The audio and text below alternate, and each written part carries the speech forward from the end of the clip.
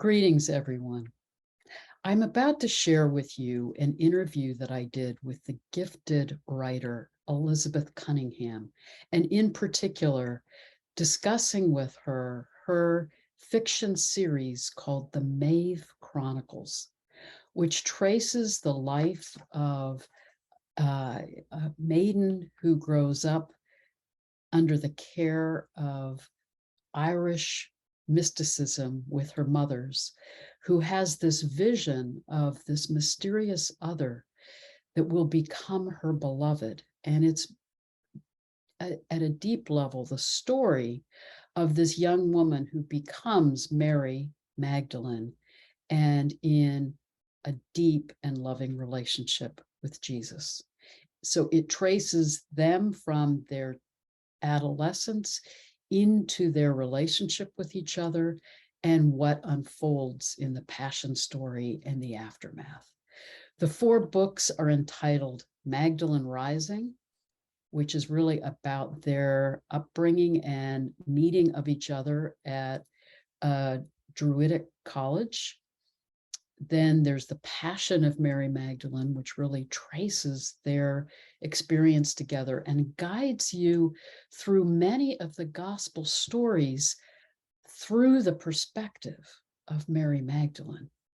And then we have the Bright Dark Madonna, which really is the story of Mary giving birth to a child that she's conceived with Jesus, and the aftermath of what occurs for her after Jesus's death.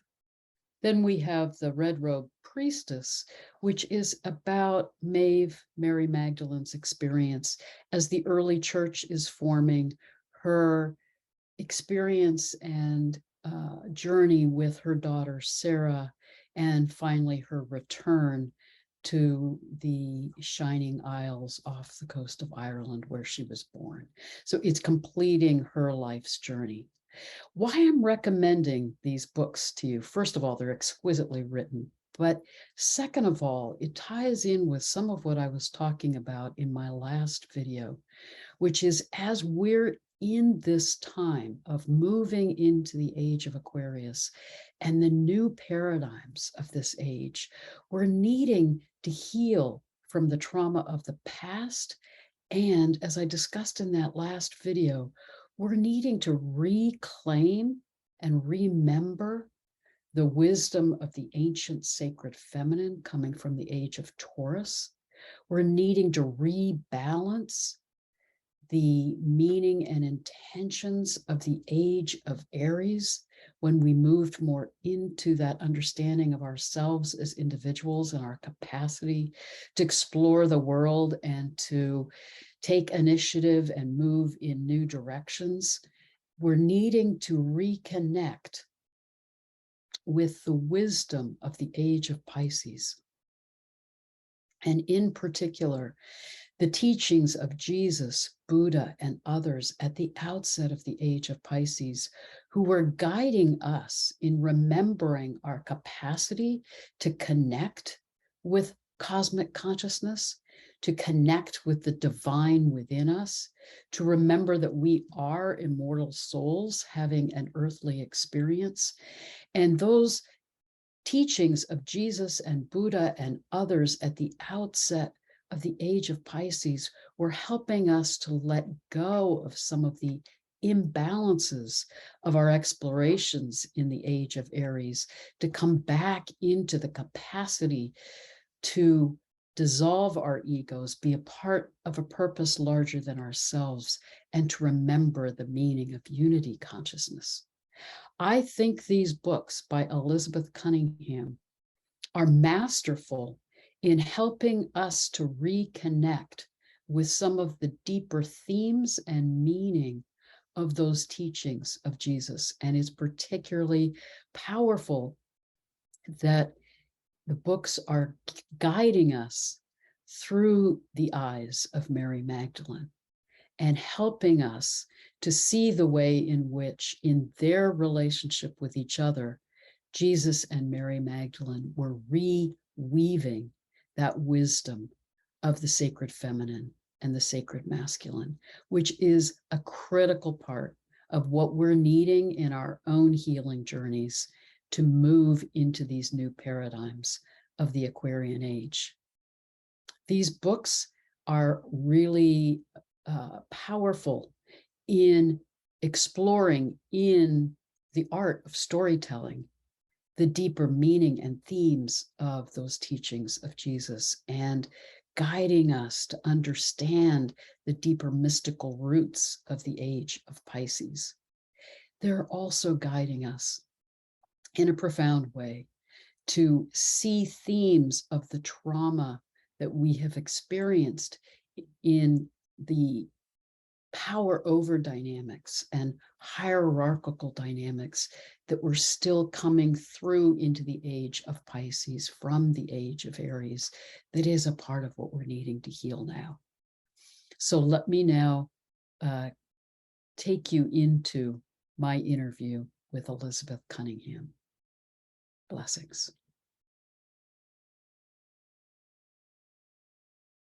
Greetings, everyone. I am absolutely thrilled today to be in conversation with Elizabeth Cunningham. And let me just give you a brief bio on Elizabeth, and then we'll dive into our conversation together. But thank you for being here today, Elizabeth. Oh, thank you so much for having me, Heather. So let me read your bio. Elizabeth Cunningham is the descendant of generations of Episcopal priests. She grew up hearing rich and sometimes terrifying liturgical and biblical language. She was also an avid reader of fairy tales. During her childhood, Cunningham frequented the enchanted wood of an overgrown estate next door to the church. Her religious background, the magic of fairy tales, and the numinous experience of nature continue to inform her work. Best known for the Maeve Chronicles, she is the author of numerous other novels to be reprinted in 2023 and 2024 by Monkfish Publishing. And her first nonfiction book, My Life as a Prayer, is forthcoming from Monkfish in the fall of 2023. She lives in the valley of Mahicantuck, the river that flows both ways, on land that was home to the Lenape people. So thank you so much for Thank you, Heather. Here today.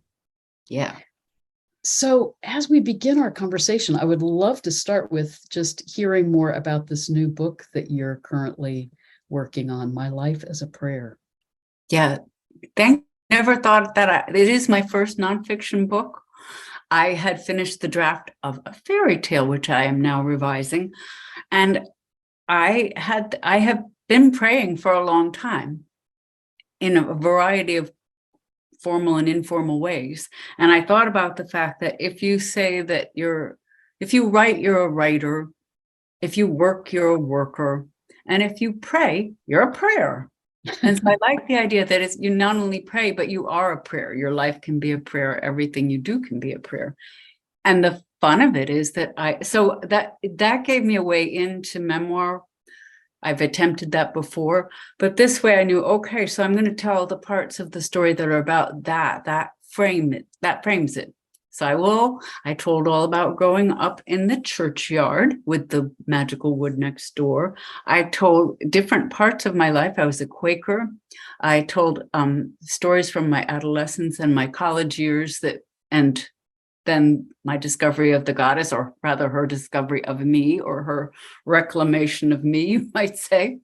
And then I told the story of a very going to interfaith cemetery, of an interfaith pagan community that I was part of, that I helped facilitate. And then the second part of the book is topical. The first part is sort of memoir. How did this happen? Where did I begin? Where did I end up? And the second part is topical. So I wrote things like praying, grief, rage, and despair. And one part is called Beauty Singer. And one part is called Night School, between waking and sleeping, because a lot comes in at that time, as I'm sure many people know. When you're not quite awake, you're not quite asleep, you're not dreaming, but you're in an altered state. And I I can't even remember all the topical chapters, but I wrote one on will. What is will? What is God's will? What is human will? What is will? Because there seems to have been a lot of confusion about that over the centuries, and a lot of damage done also with that concept. So anything that I have wrestled with, I included in the book. And it's pretty well done, but I will be going through an editorial process with the publisher at Monkfish, who I've actually worked with before, because he's the one that brought Maeve to the world. Well, we need to dive into the Maeve Chronicles in a minute, but I'm intrigued in hearing a little bit more, Elizabeth, about this journey. And you're coming from 9 generations of Episcopal priests, so clearly embedded in that religious lineage. How did you move into exploring paganism and then being reclaimed by the goddess? Can you say I changed it to multiple generations because I think my aunt, who was the only one who told stories in the family, might have exaggerated that. But anyway, a lot of generations. Certainly my father, his father, his father. I think that I had to go to the goddess almost in self-defense. Maybe if my father had been a wonderful and nurturing father, none of this would have happened. But he was a really scary, unpredictable father. And I had him pretty well confused with God, because he was up there. God, Jesus, the Holy Ghost. The Holy Ghost I thought of as looking a bit like Casper, the friendly ghost. He didn't bother me as much, but I eventually made really good friends with Jesus, but I never, the concept of father has always been difficult for me. When we talk about Maeve, we may talk about King Bran, her foster father. And I think that figure of a father undid a lot of women who did not really have a father who nurtured or loved them, because it was really hard for me to imagine it. I had to imagine it. So I was ripe for the plucking, but I tried to be, and my father is very much of a social gospel activist Christian, which I admired, but he didn't have much use for anything that might be mystical or inward. He thought that that was very self-indulgent and despicable. And there's a woman who, in his parish, who I later became close to, who was my first contact with really what was more mystical, inward type of Christianity. So the contemplative and the active, I know we're going to talk about male, female, all the things that are in a kind of polarity together. That's one big polarity for me. And I tried to reconcile it, and I almost did, with Quakers, because they are contemplatives and mystics who are also social activists. And there's a long chapter in the book about Quakers and how I won't go into all of it, but it was in Quaker meeting in the silence where I stopped saying the creed and repeating all the words all the time, that the goddess sort of just emerged. And that was also during my childbearing years. So I was like, whoa, I have a body. It doesn't stop here. I got this whole body. It's doing things. I'm having miscarriages. I'm having babies. I'm nursing. I'm not being fully addressed by the Christianity that I knew. And that's when Maeve came along too, not too long after that. Well, I was just going to ask you how you ended up moving into writing those books, because part of your writing is exquisite, Elizabeth. I really love your writing. Oh, thank you. It's very deep. It's very powerful. But part of what really impresses me in the Maeve Chronicles, well, there's so many layers to it. We'll kind of get into some of the different layers, but you're really integrating the energy of the sacred feminine with the sacred masculine, which I think is a big piece of what Christ came to teach. Yes. And in relationship with Mary Magdalene to embody that. But you're really in the books bringing that integration back into balance. And it is that understanding, as you're just talking about, of spirituality as embodied, as immanent, and not just as transcendent.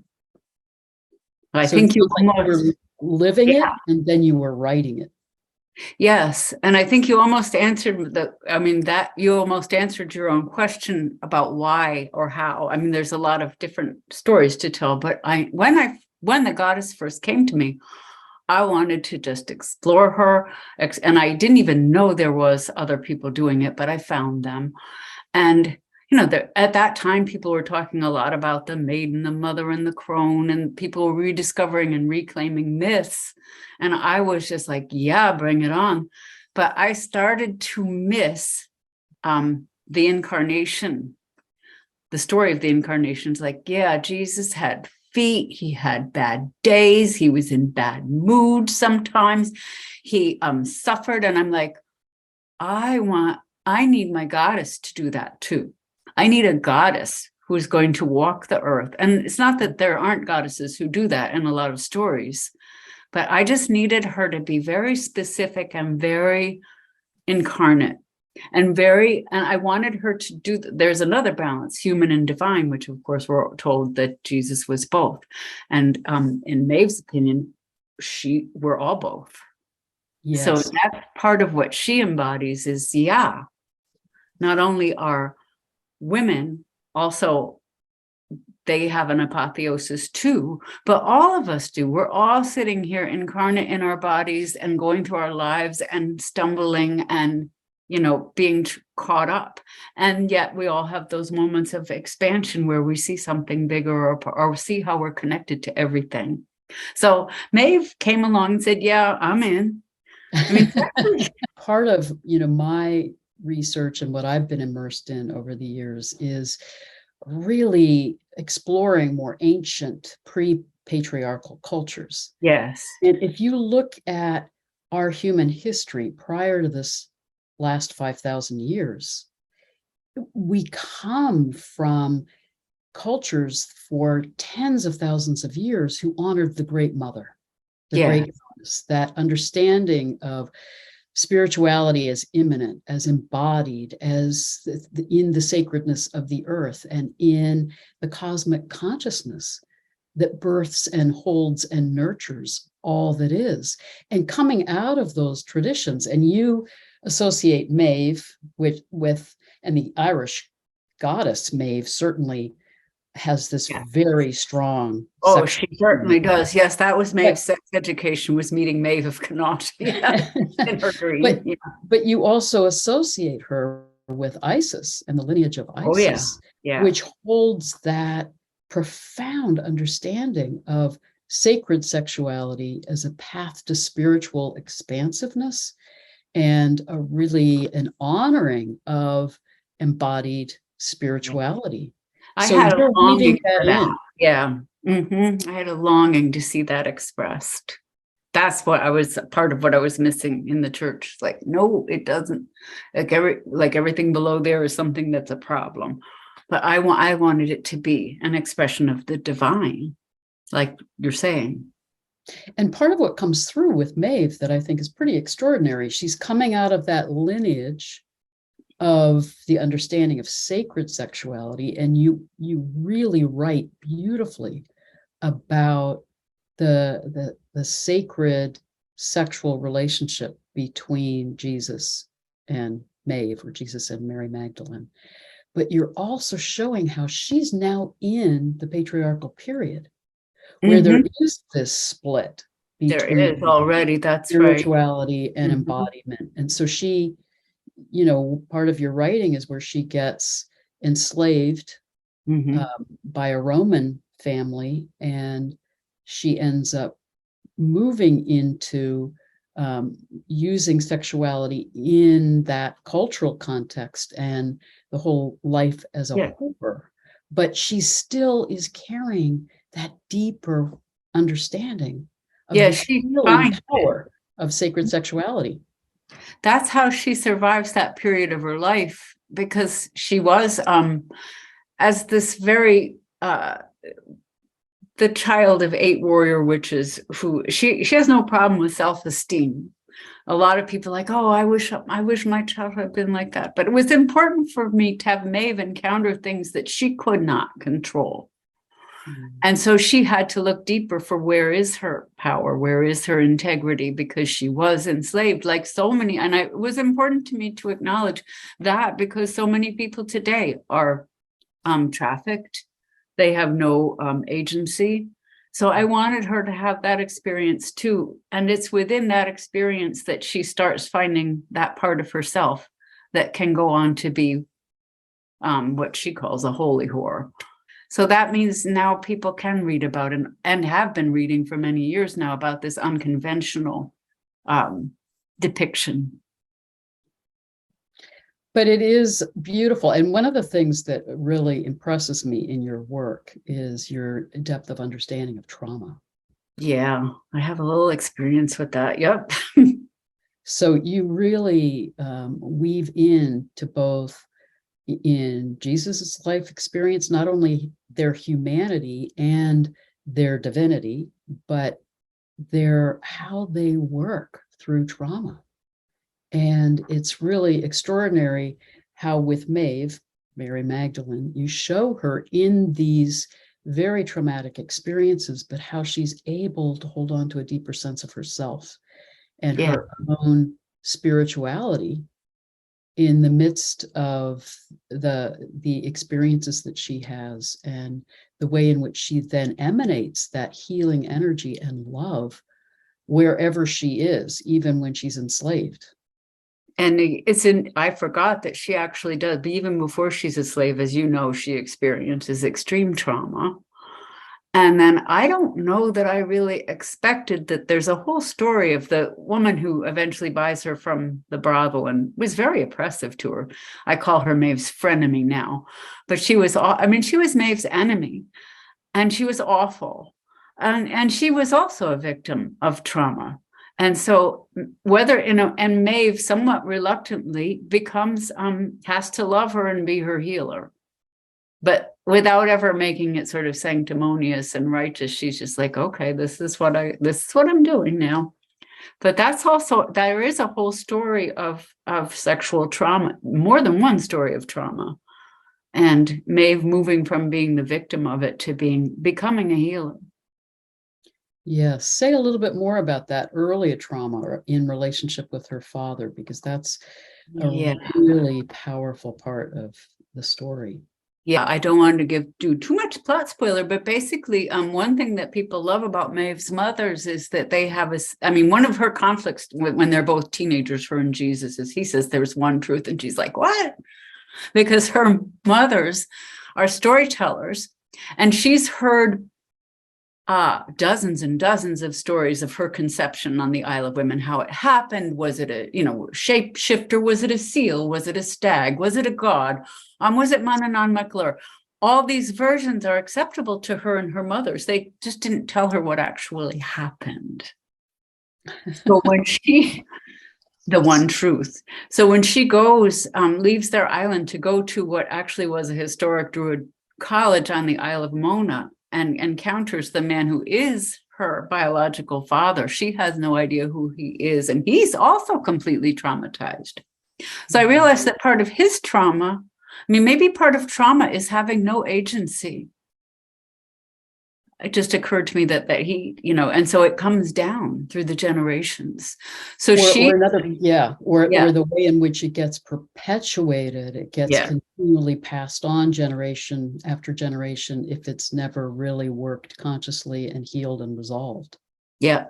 And Maeve and Maeve is abused, and out of the blue, almost, she doesn't understand it, but she comes to understand it. And Jesus, the young boy Jesus, is part of her healing. Yeah.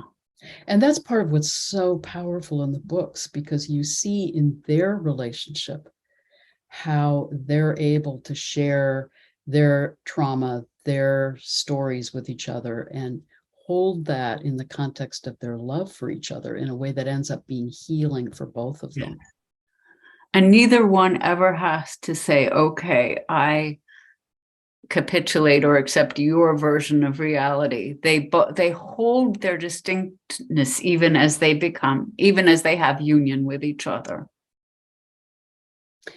Well, that's to me some of the exquisite way you're showing that integration of the sacred masculine and the sacred feminine, because you have Maeve coming out of this incredibly shamanic, mystical, druidic kind of ancient tradition, and Jesus coming out of, this exposure to rabbinical scholars and this whole really intellectual, religious background that's much more coming out of the patriarchal period, but they come together with this deep respect for each other Yeah. and capacity to really love each other in their uniqueness instead of trying to reshape them Yeah. into who they each are. And one thing about Jesus that I love still is that he's asked by the Druids to name the last 9 generations of freeborn ancestors, and he has to go through the entire history, and Maeve has to interpret for him. That's one of my favorite scenes in the first book. But that Jesus also, as we know, is a storyteller. He's raised in, and there's law, there's stuff that's abstract, but he's a storyteller. He's coming out of stories. He tells stories. And the biggest difference for me between Jesus and then what happened in the early church with Paul was sometimes an incredible poet, but he wasn't a storyteller. He created a doctrine. And that was a problem for Maeve and me. Well, Paul's quite a story too. Even yes. A little bit redeemed. Nobody gets to be, even the bad guys get to be human, and we understand their trauma. But you really show how Christianity then morphed following Jesus' effort to really, part of what is in common between Jesus and Maeve, Mary, is that they really understand that integration of the mystical spiritual realms with this realm. Yes. And you really show how then with Paul, and then that certainly plays out even more as Christianity becomes more and more institutionalized, it morphs into doctrine, into dogma and beliefs. And it took hundreds of years, as you know. Yes, that's right. It was critical. The tragedy is it ended up so distorting so much of the wisdom that Jesus came to bring. One of my scenes that I enjoy in Bright Dark Madonna, which is about the early church period, and also one way that because people say, wait a minute, Mary Magdalene was #1 disciple. She should have been his successor. One of her frenemies, one of her dear frenemies, is Mary of Bethany, because Maeve ends up living in Magdala. So that's how she becomes Mary of Magdala. And Magdala is in Galilee, and it's very short boat ride from Peter's house. And that was headquarters in Galilee. Bethany was headquarters in the Jerusalem ministry, because it was within the walking distance that you had to be if you were going to walk on the Sabbath. You couldn't walk further than a certain amount. And so Mary of Bethany became a wonderful character that holds the ambition to be a rabbi. She says, I want to be a rabbi. I want to be a teacher. And they love each other. Maeve and Mary love each other. They're very different. So I was really happy as a novelist, I could pay homage to that tradition as well. Yeah, part of there's an exchange in the beginning where Maeve's actually having morning sickness and she's missing another meeting at the early church. And Mary says, look, you have to be there. We have to be there. We have to make sure women have a place. You've missed another meeting. And Maeve says, we used to have parties, not meetings. But part of what I love in some of what you show in that collection of, the diversity of the early disciples is just how unique they each were, and how they were able to come together and accept each other in their differences and care for each other and really be a community together. And then they had problems after Jesus was gone and the party stopped, which is so that story of what happens, as you noted, when something shifts from its mystical foundation to having, and, people create institutions to preserve mystical foundations. I don't just want to villainize institutions, because I've also seen in my own life, we had a very ecstatic community at High Valley where I was, which I helped facilitate, but it was never institutionalized. And there are lingering relationships and friendships, but it's not, it's not going to survive in the way that a church does, or even the Religious Society of Friends. So it's those are the horns of a dilemma. You have a mystical truth and foundation, and then somebody has to codify it, or somebody does codify it, and then you lose something. But if you don't, then it vanishes like the morning dew. Or maybe it morphs. Maybe it morphs. Mm-hmm. Because I think, and part of my background is in cultural anthropology, and I really came to see how when a mystical tradition morphs into being institutionalized as a religion, it becomes a way of enforcing a certain social structure. Yes. It loses the deeper intention and meaning of the mystical roots. And part of what I, from an astrological perspective, Jesus, Buddha, other critical teachers came at that outset of the age of Pisces to try to help us reconnect with that awareness, as Christ would talk about, the kingdom of the divine is within us. Yes.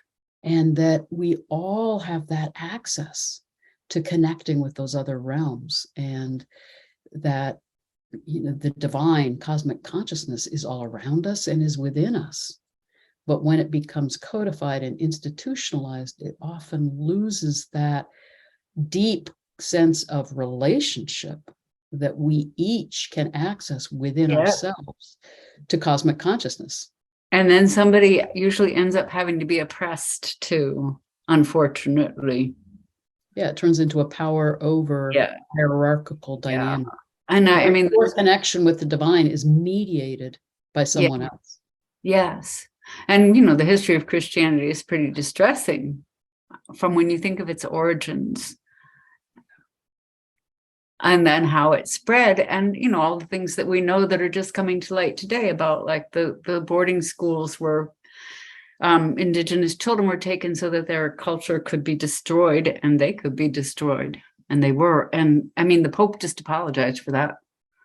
Too little, too late. I don't know. But I mean, that says tragedy, I think, when you think of the mystical origins and the compassion origins of a message like that. And to me, part of what is so powerful in your writing is you're reminding us of what those original teachings were about. You're really helping us reconnect to those mystical roots. And I love that we get all of the gospel stories, and having gone to seminary, I know biblical stories and exegesis.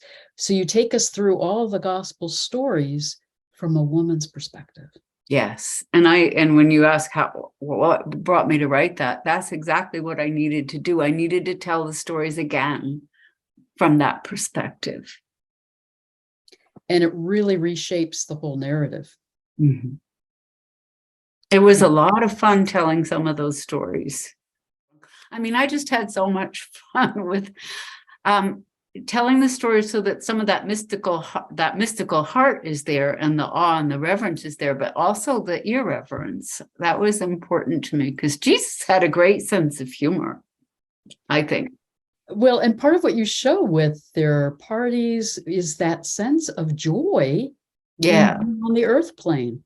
That part of what Mary and Jesus shared and brought together is that the spirituality of embodiment and of being on the earth plane and living in joy in that experience of being in this embodied experience.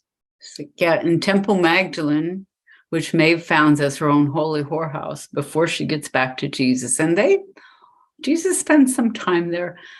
Temple Magdalene's, she said, our creed, to the extent that we have one, was to celebrate every and all holidays, especially if they involved eating and drinking. So that speaks to what you're saying. It was embodied. Their experience was embodied, and it was open to whoever wanted to come in and join. Well, and again, it's that ancient, sacred, feminine understanding of the sacredness of all of life, and that the sacredness of our creative expression, our sexuality, our experience of embodiment is a path to the divine. And yeah, something as simple as of course, as breaking bread. I mean, that's what the central sacrament is in Christianity. Something as simple as that, sharing food. And it, in how you portray that in the books, then to me, it does a lot of healing for those who've come out of a Christian tradition where there is that, once Christianity became institutionalized, and you really beautifully describe the history of the Roman invasions and then the Roman takeover of institutionalization of Christianity, where there is more and more of this patriarchal overlay and the increasing devaluation of the sacred feminine, disconnection from the earth, and the suppression of women. Yeah. It wasn't there at the beginning, I don't think. Yeah. And yeah. Maeve is pretty, Bright Dark Madonna really tells that story a lot. And the other person I want to mention besides Mary of Bethany is Mary, the mother of Jesus. Yes, Totally took me by surprise. Talk about shamanic and otherworldly and this worldly. And she's this little peasant woman who has access to kind of knowledge of all the ages. And she's a force. She's a real force. She's sometimes quite difficult. But part of the story in Bright Dark Madonna is that she and Maeve band together. And they do a reversal of the Ruth Naomi story where, Maeve says, "Don't expect me to say that to you because I'm not saying that." And Ma says, "Well, no, I'm saying it to you." Mm-hmm. And then they end up in Ephesus because Mary, who Maeve calls Ma, Mary, the mother of Jesus, foresees all that patriarchy that you're talking about, and foresees that she's going to need to step in. So she goes to Artemis of Ephesus, to the temple that was there at that time, and to learn what she has to learn to be the goddess. Because she says, somebody's got to do it. I really enjoyed her. I can't really even take complete. People say, "Did you channel Maeve?" Well, Maeve and I really co-created, and I don't really particularly care for the concept of channeling, but Ma, she just came barreling in. Part of what's so extraordinary about your depiction of Mother Mary is, she surprised me. That was probably the character that surprised me the most. And part of what I loved you show how they end up, Maeve and Mother Mary end up having such a deep, loving bond with each other. But Maeve is so coming out of that celebration of embodiment. Mm-hmm. And Mother Mary is so in the mystical realms all the time. And, she's so depicted. My PhD dissertation was on the fine line between mysticism, mystical experience, and psychosis. Oh, yes, yes. And you really get that sense with Mother Mary that she's so in those other realms that it's sometimes hard for her to be fully in this realm, but she's really, truly grounded in this mystical understanding of our capacity to connect with other realms, other times, to get wisdom from those other realms. As it Maeve says, she kibitzes with the angels. Yeah. Yeah. But when they're in Ephesus, they meet one of the other rival Christian teachers, and they don't know, they want to proselytize to Maeve and Mary the mother, and they don't, it's a very funny scene. They don't know who they are, but there were cakes that were made in the image of the goddess that were sold in Ephesus, and the Christian teachers, are talking to Maeve and say, "Well, your mother-in-law, does she know she's eating a pagan idol?" Ma just says, oh, they're delicious cakes for the Queen of Heaven. Because she has that ability to know what all her names are going to be in the past and future. But Well, and that's part of what you beautifully weave in, is the sense that Maeve and Mother Mary in their own ways are really drawing in the lineage of the goddesses. yes, past and future. Yes. Yeah, that's beautifully done. Yeah. And healing that rift, healing that. And Mary, the mother of Jesus, when Maeve says, well, what do you want me to call you? And she goes on and lists all the names that were given to her, which were ancient goddess names, like Star of the Sea and, Queen of Heaven. And then she finally says, well, you can call me Ma, like you always do. But she has that role of kind of connecting the past and the future, and how she preserves the goddess, even though, she really does. Even though she's sometimes been used to oppress women, the Virgin Mary, she still carried all that. Yes. Well, and interesting, and you, I'm sure, know this, that historically, Mother Mary really comes from that more ancient lineage of Isis. Yeah. So it was the way that the ancient understanding of the goddess Isis could morph and be taken over by Christianity, but bring in that goddess energy. Yes. And she did, no matter what people did to her, no matter how many plaster figures they made of her, she still has it. One of the other pieces of Mother Mary that I love is your description of her relationship with Jesus.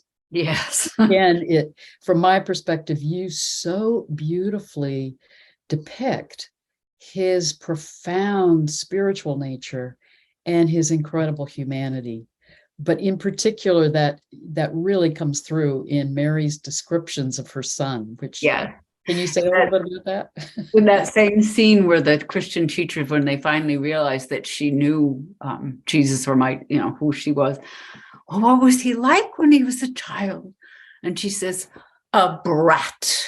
And she says it with great fondness and pride.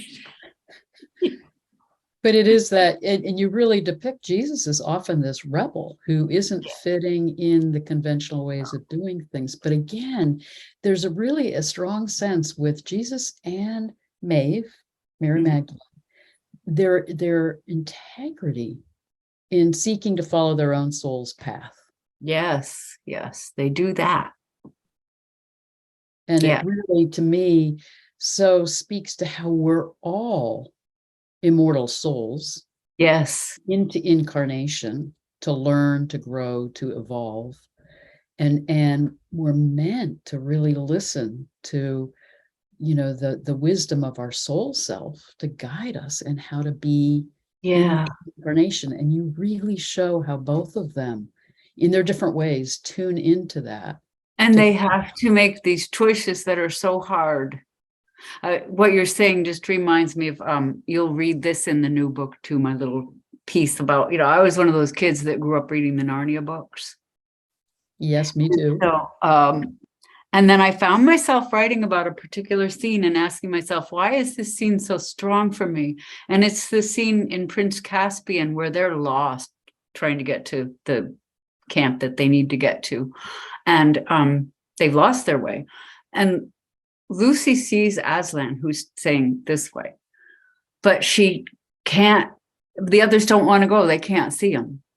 And they say, no, stop being a pain. And she gives in. And then that night she meets Aslan again. And she said, well, why didn't you, why you could have just, but Aslan never just fixes everything. And so he basically says, look, tomorrow I'm going to show you the way. And I need you to follow me regardless of whether anybody else can see. So that reminded me of what you're saying, how they had to choose their own path and their own integrity, and how really that's a choice presented to all of us. And their own inner knowing or inner guidance. Yeah. So Lucy had to go against all the people who were older than her and had opinions about what should be done. She finally just had to say, well, I'm going this way. Which is so Maeve. Yeah. She's constantly following her own truth, whatever the context she's in. Yeah. And consequences, and Jesus too. And Jesus too. Okay, this doesn't really make any sense. It doesn't make any sense to my friends. It doesn't make any sense to anybody, but that's what I'm going to do.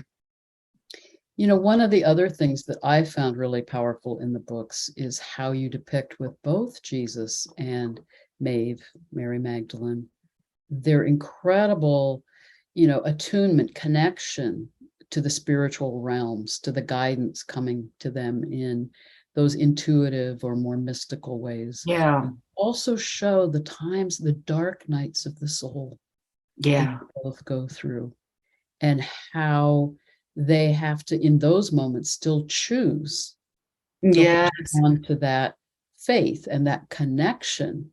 The connection. Yep. Cosmic consciousness, even when they can't, like those moments that Lucy can't see Aslan. Can she still believe he's there for her? Yeah. Or the others can't see him, but she has to still believe he's there for her. Yeah. And Maeve goes through, Jesus goes through those nights, and Maeve certainly does. She is in a long, most of her life, she is looking for him and not finding him. And she's, for a long part of her life, she's stuck in Rome with this person that she doesn't want to take care of. And somehow she still has to believe that she's going to find him. Well, that whole theme in the books is extraordinary. Her early vision of this mysterious other that might be her true beloved, and then finding Jesus and feeling that, and you feel the power of their karmic connection with each other, but the way in which they both have to hold on to that love and truth, even through these long periods of separation. And that's the Isis story too, the Isis and Osiris story too, because she had to wander for a long time. I think that's really what reached Maeve and why she never converted to anything, but she did become a priestess of Isis. And I think that's what spoke to her. So much longing for the lost beloved and a willingness to do to go anywhere and do anything.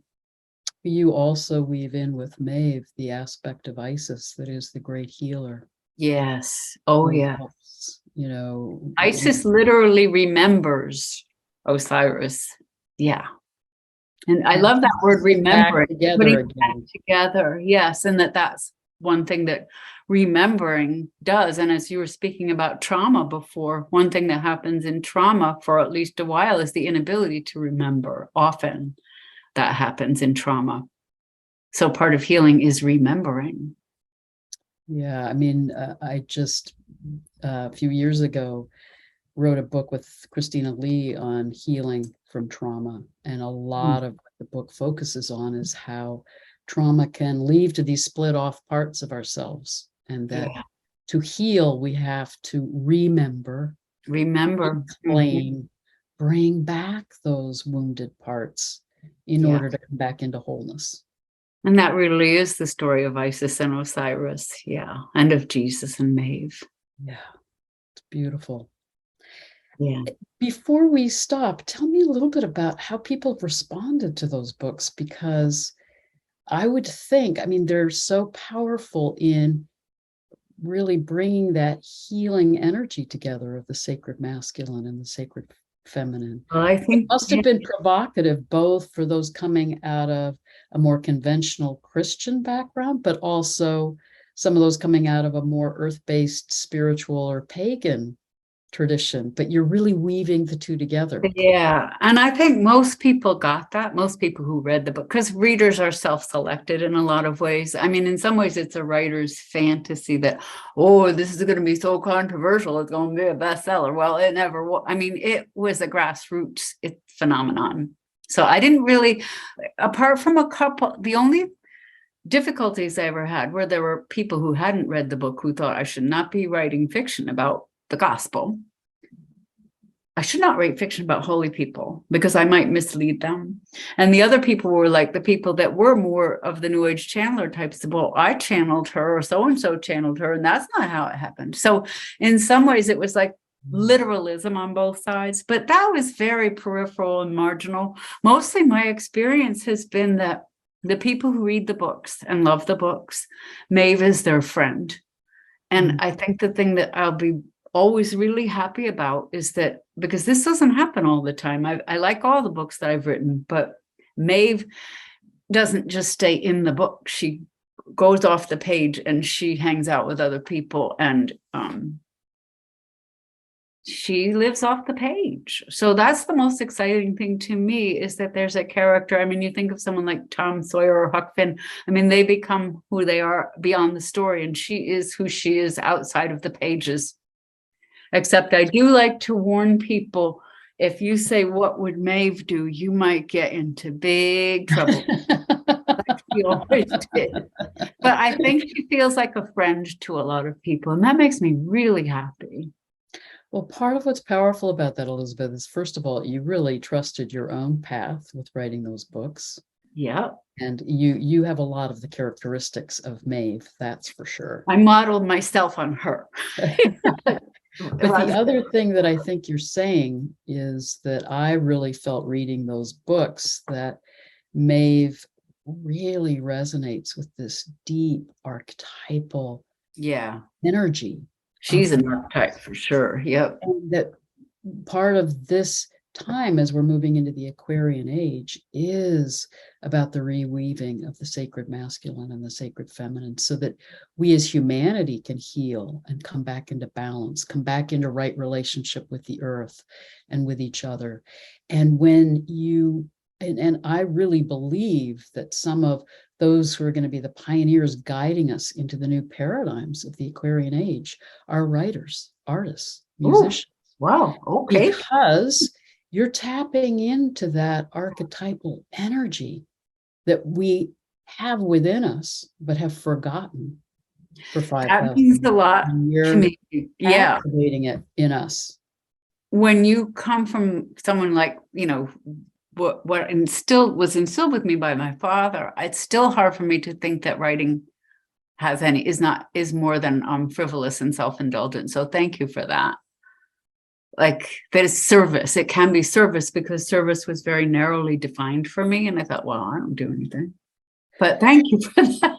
Well, and part of what you're healing in your own life, but also in this time, is stories, art. They're all right brain.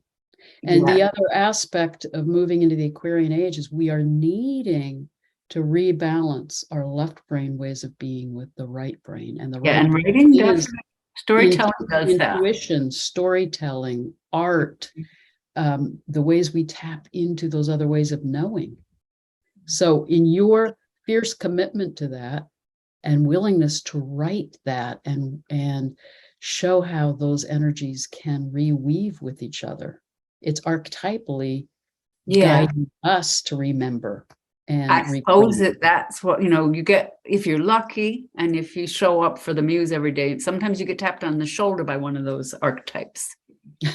Oh, the one other archetype and character I did want to mention, because we've talked a lot about male and female, and people like to talk a lot about Jesus and Mary's lineage, if they had a child and blah, blah, blah. Well, one of my favorite characters, I think they're all my favorite, is Maeve's daughter, Sarah, who you could say is non-binary. So she's even going a little further. And I have had a lot of people saying, well, when are you going to write about Sarah? And it's like, I don't know. I guess Sarah will let me know. But I just wanted to throw that in as another archetype that found its way in, found their way in. Not that I even knew about that then. So if Sarah is referred to as she, her, but she's different. She's different.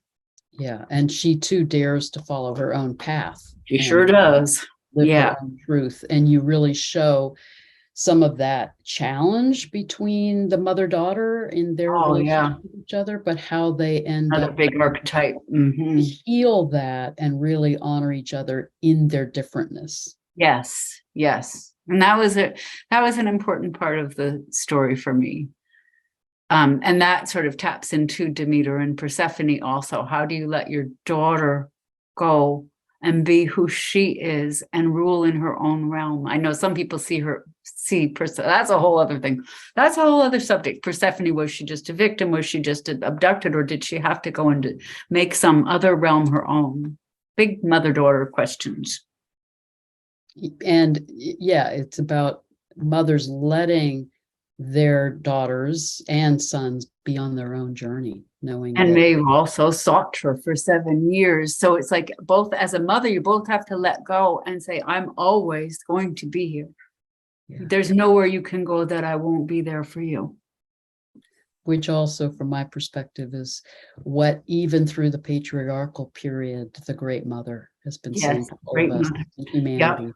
I'm Yep. here. You can forget about me. You can neglect me. You can move away from me, and I am always here for you. Yes. That's in one line in Bright Dark Madonna, the abandoned mother who has never, never left. Yeah. Yeah.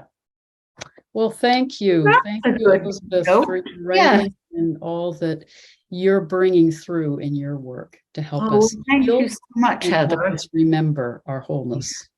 Thank you so much for your questions and your own experience and wisdom. It's been very rich conversation. Thank you. All right.